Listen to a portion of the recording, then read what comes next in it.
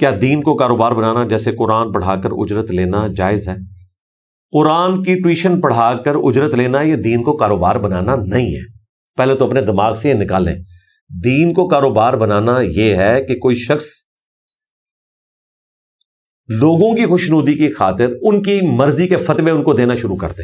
یہ جو قرآن پاک میں کئی جگہ پر آیا نا کہ یہود و نصارہ کے علماء چند مول لے کر اللہ کی آیات کو بیچ دیا کرتے تھے دنیاوی منفعت حاصل کرنے کے لیے.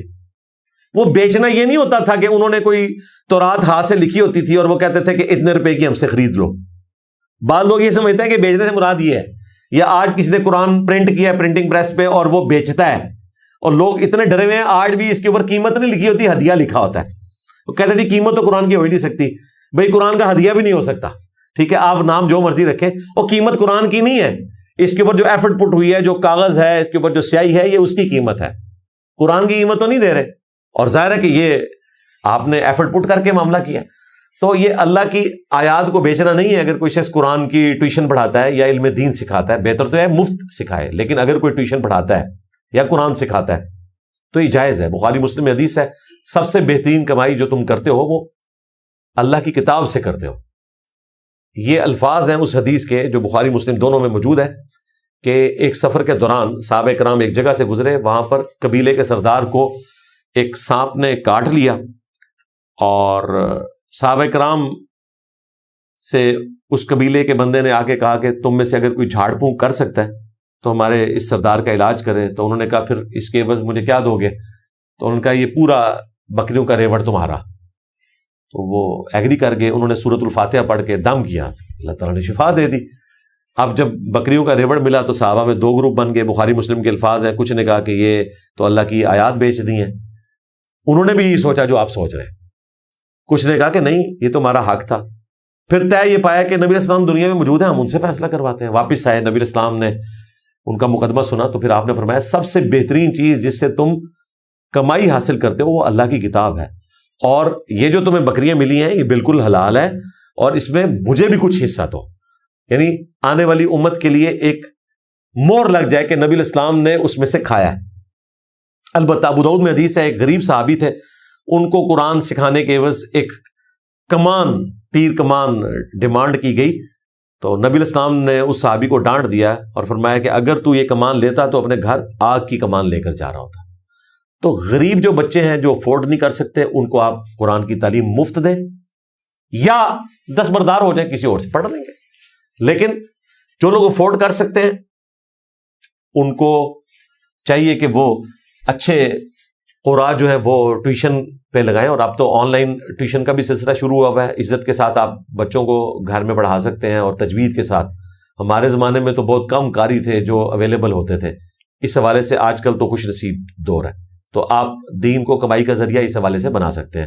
میں تو امام مسجد کی تنخواہ کا بھی قائل ہوں, نماز پڑھانے کی تنخواہ نہ لے, اپنی دین کے لیے جو ڈیڈیکیشن ہے, جو وقف ہوا ہے, اس کی تنخواہ لے.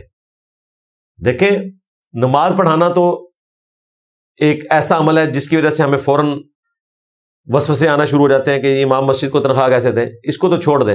اللہ کی راہ میں جہاد کرنا, جب جہاد فرض ہو جائے, وہ بھی تو اسلام میں ایک مین رکن ہے, جب فرض ہو جائے. یہ جعلی جہاد نہیں جو آج کا سنی شیعہ ہے یا پروکسیز لڑی جا رہی ہیں, ان کی بات نہیں کر رہا, جو اوریجنل جہاد اور قتال ہے. لیکن حضرت عمر کے دور میں سارے صحابہ تو جہاد نہیں کرتے تھے, فوجی رکھے گئے تھے, ان کی تنخواہیں تھیں, فوجی چھاونیاں بنی تھیں. کوفہ حضرت عمر نے فوجی چھاونی بنا دی تھی. پھر صرف فوجی ہی لڑتے تھے, اور ان کی باقاعدہ ٹریننگ ہوتی تھی, ان کو سب کچھ دیا جاتا تھا. ان کی تنخواہیں کہاں سے جاتی تھی؟ بیت المال سے. ان کو تو کسی نے نہیں کہا کہ جی جہاد تو فرض ہے تو آپ اس کی تنخواہ کیوں لے رہے ہیں. جس طرح آج کل لوگ کہتے ہیں جناب اٹامک انرجی والے تنخواہ کیوں لیتے ہیں, یہ تو نیکی کا کام کر رہے ہیں تو فیس بھی اللہ کریں. فوجی کیوں تنخواہ لے رہے ہیں, پولیس والے کیوں لے رہے ہیں, جوڈیشری والے کیوں لے رہے ہیں؟ فری نہیں کریں گے. ہاں دوسری طرف یہ ہے کہ ان کو بھی اپنی نوکری کے ساتھ نمک حلالی کرنی چاہیے. یہ نہیں ہے کہ ایک بندہ کسی بڑی پوسٹ پہ بیٹھ گیا اور وہ اس کا حق نہیں ادا کر رہا, الٹا اس کو حرام کی کمائی کا ذریعہ اس نے بنایا ہوا ہے اپنی پوسٹ کو مختلف ذریعوں سے. وہ تو ہم کنڈیم کریں گے, لیکن بیت المال سے ہی تنخواہیں جائیں گی نا. جو ریاست کے ادارے ہیں ان کی تنخواہیں جائیں گی, تو فوجیوں کی تنخواہیں بھی جاتی ہیں. اب مجھے بتائیں فوجیوں کی تنخواہیں جا رہی ہیں تو کیا وہ اللہ کے لیے جہاد کر رہے ہیں یا تنخواہ کے لیے؟ حضرت عمر کے زمانے کے اللہ کے لیے کر رہے ہیں. اسی طریقے سے مسجدیں بنتی تھی بیت المال کے پیسے سے. مسجدوں میں اگر امام مقرر ہوتے تھے گورنمنٹ کی طرف سے تو ان کی تنخواہیں وہاں سے ہی جائیں گی. حضرت عمر خود امامت کروایا کرتے تھے. حضرت عمر کی تنخواہ کہاں سے آ رہی تھی؟ بیت المال سے. بخاری میں موجود ہے. حضرت ابوبکر صدیق جب خلیفہ بنائے گئے تو انہوں نے کہا کہ لوگوں تم بخوبی جانتے ہو کہ میرا کاروبار اچھا چل رہا تھا لیکن خلافت کی ذمہ داری تم نے میرے اوپر ڈال دی ہے. اب میں اپنے بچوں کو کیسے کھلاؤں گا؟ میں نے کون سا مسلح اٹھانا ہے عبد القادر جیلانی کی طرح کہ اس میں سونا نکال لوں گا؟ ٹھیک ہے، اس زمانے میں تو نہیں نکلتے تھے یہ سونے. تو صحابہ کرام نے مشورہ کر کے ان کے لیے ایک وظیفہ مقرر کیا. اور بخاری کے الفاظ ہیں، یہ اناؤنسمنٹ کی گئی کہ ابو بکر امور خلافت چلائیں گے اور مسلمان عوام ان کا اور ان کے گھر والوں کا خرچہ اٹھائیں گے. ویسے آج دیکھا جائے تو کتنی بڑی گالی ہے اگر کسی وزیر اعظم کو، آرمی چیف کو، کسی سپریم کورٹ کے چیف جسٹس کو کہا جائے کہ تیرے گھر والوں کا خرچہ اور تیرا خرچہ عوام الناس اٹھا رہی ہے پاکستان کی. وہ کہے گا یہ تو گالی ہے، میں تو جناب یہ ہوں تو میں تو وہ ہوں. اور خلیفہ راشد سیدنا ابوبکر صدیق رضی اللہ تعالیٰ عنہ، ان کے بارے میں بخاری میں الفاظ ہیں کہ ابوبکر اور ان کے گھر والوں کا خرچہ مسلمانوں کے عوام اٹھائیں گے. یعنی وہ وظیفہ ان کے لیے مقرر کیا گیا. اور یہ نہیں ہے کہ ایکسٹرا آرڈنری وظیفہ جو ایک عام مہاجر کو ملتا تھا ان کے لیے وہ مقرر کر دیا گیا اور اسی سے انہوں نے اپنی گزر بسر کی. تو یہ تنخواہیں جائیں گی. اس لیے اس طرح کی تنخواہوں کو آپ حرام بھی نہیں کہہ سکتے. بات وہاں سے شروع ہوئی تھی، میں نے اس کو بریف کر دیا اس حوالے سے کہ دین کو ذریعہ معاش بنایا جا سکتا ہے اگر آپ صحیح دین سکھا رہے ہیں اور دین کے لیے وقف ہوئے ہیں. جس طرح ہمارے استاد غامدی صاحب وقف ہوئے ہیں، ڈاکٹر ذاکر نائک. اب آپ سوچ رہے ہوں کہ میں تو مولویوں کے چندوں کے خلاف ہوں. اس لیے خلاف ہوں کہ وہ جدادیں بناتے ہیں. تنخواہ ڈکلیئر کروائیں نا. تنخواہ ہوتی ہے اسلام آباد میں اچھی تنخواہیں ہیں 50,000 60,000، خطیب کو 70-80,000. لیکن آپ اس کا لیونگ سٹائل دیکھیں تو لگتا ہے کہ 8-10 لاکھ روپے مہینے کا یہ خرچ کرتا ہے. تو پھر آپ ڈیپ کریں گے تو پتہ چلے گا کہ چندہ بک اس کے پاس ہے، تنخواہ وہ کمیٹی سے لے رہا ہے لیکن باقی سارا چندہ بھی اس کے قبضے میں ہے. اسی لیے اسلام آباد میں جو سمجھدار قسم کے خطیب ہیں نا، سب سے پہلے وہ مسجد کمیٹی کو کمزور کرتے ہیں. حتیٰ کہ وہ اتنی کمزور ہو جاتی ہے کہ سارے اختیارات ان کے پاس آ جاتے ہیں، اپنے مرضی کے بندے رکھتے ہیں، چندہ بک انہوں نے اپنے قبضے میں کرنی ہوتی ہے، پھر وہ اپنی مرضی کی زندگی گزارتے ہیں. حرام خوری غلط ہے. ڈکلیئر تنخواہ کے مطابق چلے بالکل درست ہے. وہ کہتے ہیں گزارا نہیں ہوتا پھر کوئی اور کام کرو، اور گزارے کے بعد بھی عیاشیاں کرنا. ابھی تو آپ کو پتہ نہیں جمعے والے دن کتنے لوگ مٹھی گرم کر دیتے ہیں. جو خطیب حضرات ہیں وہ جاتے جاتے ہیں ان کو دے دیتے ہیں.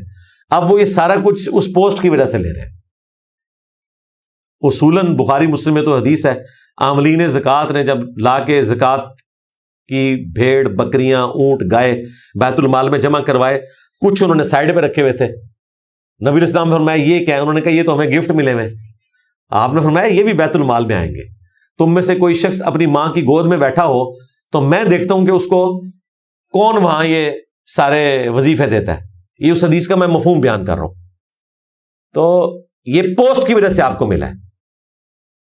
اور یہاں پر پاکستان کے قانون میں تو توشہ خانہ میں چیزیں جو جمع ہوتی ہیں اب تو آفیشلی انہوں نے پاس کروا لیا کہ جی 50% دے کے آپ وہ چیز اٹھا کے گھر لے کے جا سکتے ہیں، جو کہ اسٹیٹ کے نمائندہ کو ملی ہوتی ہے، اس کو ذاتی حیثیت میں نہیں ملی ہوتی. تو اگرچہ یہ قانون ہے لیکن ہم اسے شرعی قانون نہیں سمجھتے. ہمارے نزدیک یہ قانون غلط ہے. یہ پاکستانی عوام کو ملنا چاہیے. جب پاکستانی عوام کے کسی نمائندہ کو کسی دوسری حکومت کا کوئی نمائندہ یا صدر یا وزیر اعظم گفٹ دیتا ہے تو وہ عوام کے پاس ہی آنا چاہیے، ذاتی حیثیت میں نہیں، کیونکہ اس پوسٹ کی وجہ سے مل رہا ہے. ہمیں تو نہیں مل رہی وہ چیزیں، یا عام لوگوں کو تو نہیں مل رہی. تو اسلام میں یہ ہے کہ آپ کو پوسٹ کی وجہ سے جو چیزیں ملی ہیں وہ آپ نے وہاں جمع کروانی ہے. آپ ذرا اس کو ایکسٹراپولیٹ کریں. اچھا یہ حدیثیں بڑے مزے سے سناتے ہیں علماء. اگلی بات ان سے یہ کی جائے کہ یہ جو آپ جمعے والے دن مٹھی بند کر کے یہ سب کچھ لے رہے ہوتے ہیں تو کیا آپ کو اس پوسٹ کی وجہ سے نہیں مل رہا ہوتا؟ اس پوسٹ کی تنخواہ آلریڈی آپ لے رہے ہیں. خطیب کی تنخواہ ہوتی ہے نا، اگر کم ہے اس کو زیادہ کروا لیں. تو بعض اوقات ہم ان پہ ترس بھی کھا رہے ہوتے ہیں خطیب حضرات پہ، لیکن اس تصویر کا دوسرا رخ بھی آپ دیکھ لیں. بہرحال جو عام بیچارے امام مساجد ہے نا، ان کی بات نہیں کر رہا میں، وہ بڑی مشکل زندگی گزار رہے ہیں. تو ان کی تنخواہیں درست ہیں بشرطے کہ ڈکلیئر ہوں. یہ نہیں ہے کہ ڈکلیئر کچھ اور ہے اور باقی اوپر کا مال وہ اس طریقے سے ہڑپ کر رہے ہیں. کئی چندہ بک میں سے چوری کرتے ہوئے پکڑے گئے، مسجد کے چندہ باکس میں سے. اور وہ کیسے پکڑے گئے ہیں؟ جب باکس میں پیسے کم ہونے شروع ہوئے تو سی سی ٹی وی کیمرے لگائے گئے، اس میں مولانا صاحب ہی نکل آئے. ان کا یار یہ تو بڑی عجیب چیز ہے، یعنی آپ نے پیسے کی رکھوالی پہ، کیونکہ مولانا صاحب تو ادھر ہی ہوتے ہیں، ان کا تو ایک کمرے کا دروازہ یا اجرے کا دروازہ مسجد کے اندر ہی کھل رہا ہوتا ہے، تو جو مرضی کرتے رہے. تو اب باقاعدہ چندہ باکسز کے اوپر سی سی ٹی وی کیمرے بھی لگائے گئے ہیں تاکہ پکڑا جائے کوئی چوری کرتے ہوئے.